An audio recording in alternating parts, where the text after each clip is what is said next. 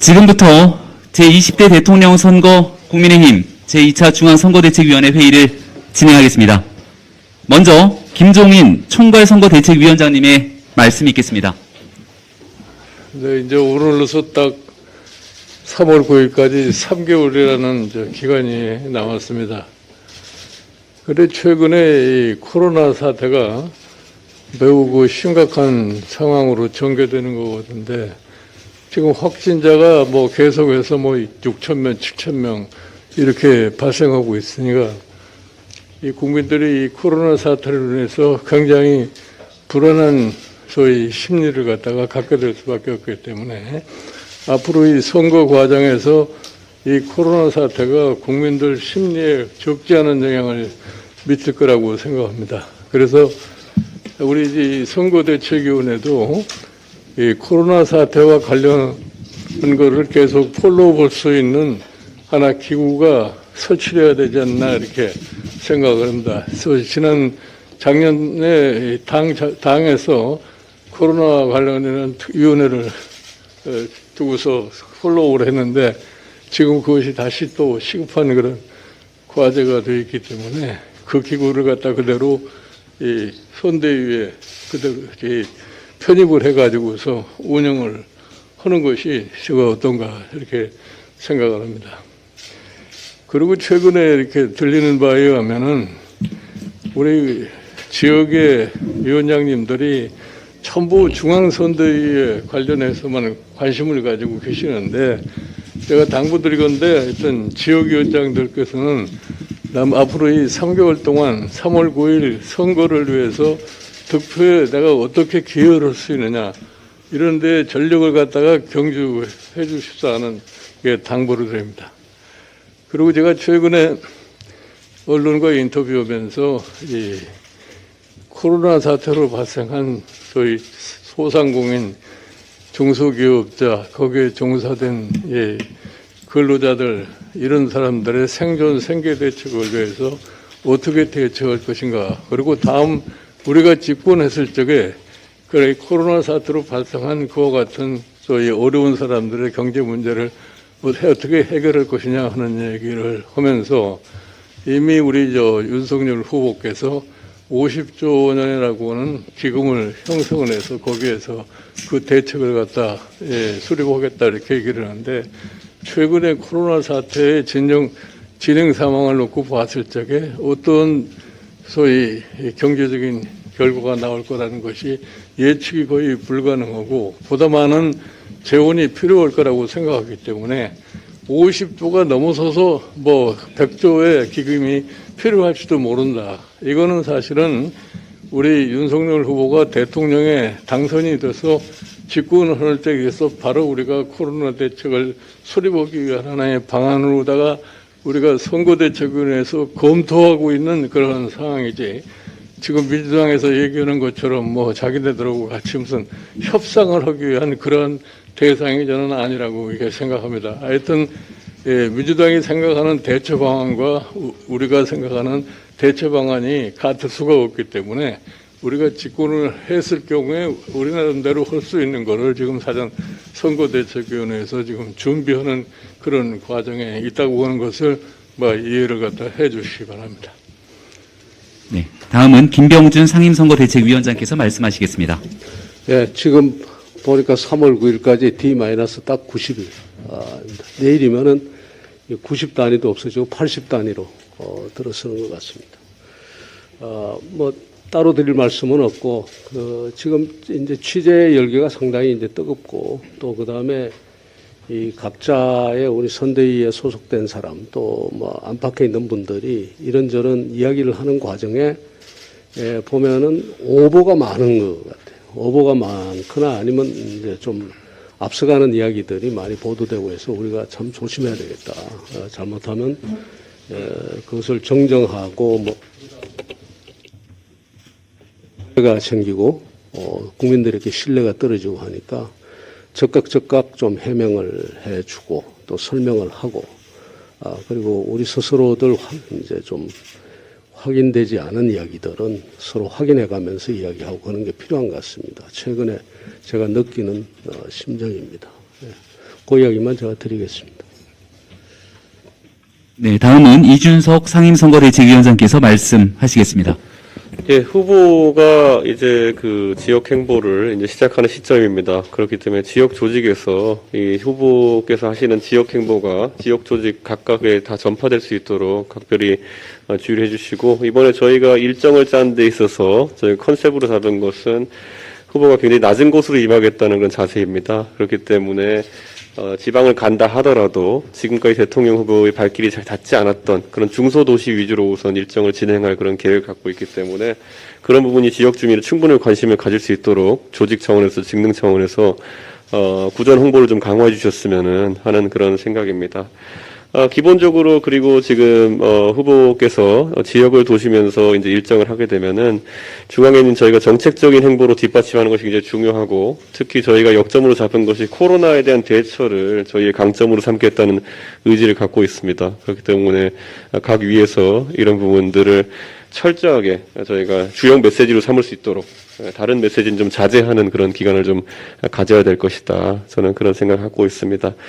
그리고 저희 홍보본부 차원에서는 이제 그 지난번에 저희가 선보였던 AI 윤석열이라고 하는 그 새로운 시도에 대해 가지고 여러 가지 재밌는 새로운 아이디어도 많이 저희한테 들어오고 있고, 무엇보다도 실질적으로 다양한 활용 사례를 이제 보시게 되실 것입니다. 근데 이것에 있어서는 AI 윤석열이 어떤 말을 하게 될지는 전적으로 여러분의 기획에 따라 가지고 가게 되어 있습니다. 그렇기 때문에 직능본부에서도 뭐 직능에 따른 메시지들을 만들어 주시고, 또 조직 차원에서도 지역 당원들을 격려하거나 그리고 또 지역 당원들을 고무시킬 수 있는 그런 메시지 이런 것들을 발굴해서 홍보본부에 지금 이제 김용태 최고위원이 이 운영을 담당하게 되었습니다. 그렇기 때문에 잘 소통해 주시면은 아마 이 코로나로 갈수록 이제 대면 접촉이 어려워지는 상황 속에서 아마 우리의 강력한 무기가 되지 않을까 그런 생각을 하고 있습니다. 그리고 이건 선거와는 다소 좀 다른 얘기지만은 내일부터 저희 공직 후보자 기초 자격 시험 관련해서 그리고 역량 강화 프로그램 관련해서 동영상 강의 촬영이 시작됩니다. 제가 먼저 1강으로 당원 당규를 촬영하게 되어 있는데 우리 모든 당직자분들 그리고 아주 전문성 있는 우리 의원님들과 또 위원장님들 각 급에서 모두 참여해서 당원들에 대한 교육 프로그램을 이렇게 완성시키는 일에 좀 도움을 주셨으면 합니다. 예. 네, 다음으로 김기현 공동선거대책위원장께서 말씀하시겠습니다. 예, 대장동 특검법을 민주당이 계속해서 거부하고 있는 원내 상황에 대해서 말씀드리겠습니다. 오늘이 정기국회 본회의 마지막 날입니다. 그런데 이번 정기국회 회기 내에 당연히 처리되었어야 할 대장동 특검법이 민주당의 노골적 거부로 인해서 법사위에 아예 상정조차 되지 못하고 있습니다. 우리 국민의힘은 9월 23일에 특검법을 제출한 이후로 민주당의 특검법 협상을 위한 여야 원내대표 회동을 여러 차례 제안했고 여야 원내대표 끝장 토론도 하자고 공개 제안했습니다. 하지만 민주당으로부터 그 어떤 대답도 들을 수가 없었습니다. 제가 민주당 원내대표를 만나서 여러 번에 걸쳐서 특검법 논의를 위한 회담을 하자고 직접 제안했고 이번 주 화요일에도 직접 만나서 특검법 도입을 위한 협의를 하자는 회담 제안을 직접 했습니다. 그런데도 민주당은 오늘 이 시각까지 아무런 대답이 없습니다. 아예 논의 자체를 거부하고 있는 겁니다. 민주당은 지금도 여전히 적당히 시간 끌면서 버틸 생각을 가지고 있는 것으로 보입니다. 대장동 개발 비리 몸통이 그 설계자인 민주당 이재명 후보라는 사실을 이미 국민들께서도 다 잘 알고 있다라는 점을 민주당도 인정하고 있는 것으로 판단됩니다. 그렇기에 특검 도입 자체에 대해서 거부해야 된다고 하는 강한 압박감을 가지고 있다고 판단됩니다. 이처럼 민주당은 국민에게서 위임받은 권한을 완전히 오남용하여 단군 이래 최대의 부동산 개발 비리인 대장동 게이트를 은폐해버리면서 우리 국회를 아예 이재명 방탄 국회로 만들어가고 있습니다. 더욱 가관인 것은 민주당 이재명 후보가 속으로는 특검을 거부하면서도 말로는 특검을 도입하자고 하면서 거짓말로 국민을 현혹시키고 속이고 있다는 점입니다. 이재명 후보는 이제 또 어떤 말로 국민을 기만할지 참으로 기가 막힙니다. 민주당이라는 방탄조끼 뒤에 숨어서 이렇게 말하는 것이 아닌가 하는 생각이 듭니다. 특검하자고 했더니 진짜 특검한 줄 알더라. 민주당 이재명 후보는 더 이상 뻔뻔한 변명과 야당 탓 이제 그만하시고 오늘이라도 당장 특검법 처리를 위해서 여야 협의에 민주당 지도부가 응하도록 즉각 지시해 주시길 바랍니다. 우리 국민의힘은 아무 조건 없는 특검 도입을 위한 모든 준비를 갖추고 있다는 점을 다시 한번 천명합니다. 특검을 거부하는 자가 범인입니다. 네, 다음으로 지난 7일 입당 이후 당회의에 처음으로 참석해 주신 이용호 공동선거대책위원장께서 말씀하시겠습니다. 우선 과분한 환영 그리고 대우를 정말 진심으로 감사드립니다. 엊그제 국민의힘 입당 이후에 비난 그리고 또 격려 평생 먹을 만큼 먹었습니다. 어떤 것이 됐든 간에 마음속 깊이 새기면서 의정활동하도록 하겠습니다. 투자 격언에 계란을 한 바구니에 담지 말라 이런 말이 있습니다. 저는 이제 호남도 이런 투자 격언에 따라서 정치적으로 한 곳에 몰빵하지 말고 분산 투자할 필요가 있다. 저는 이렇게 생각합니다.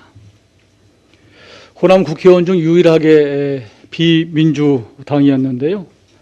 저 하나쯤은 이런 차원에서 국민의힘에 투자해도 되는 것이 아닌가 저는 이렇게 믿고 있습니다.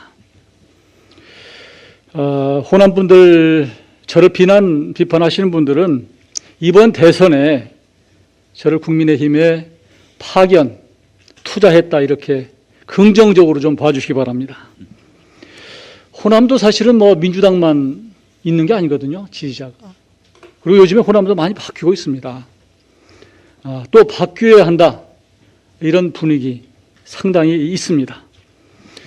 아시는 바와 같이 각종 여론조사 보면은 이번 대선에서 정권이 교체돼야 된다 이런 여론이 높지 않습니까? 저는 이럴 경우에 그런 결과로 이어진다면 호남은 고립되지 않을까 하는 우려와 걱정하시는 호남 분들도 많이 있습니다.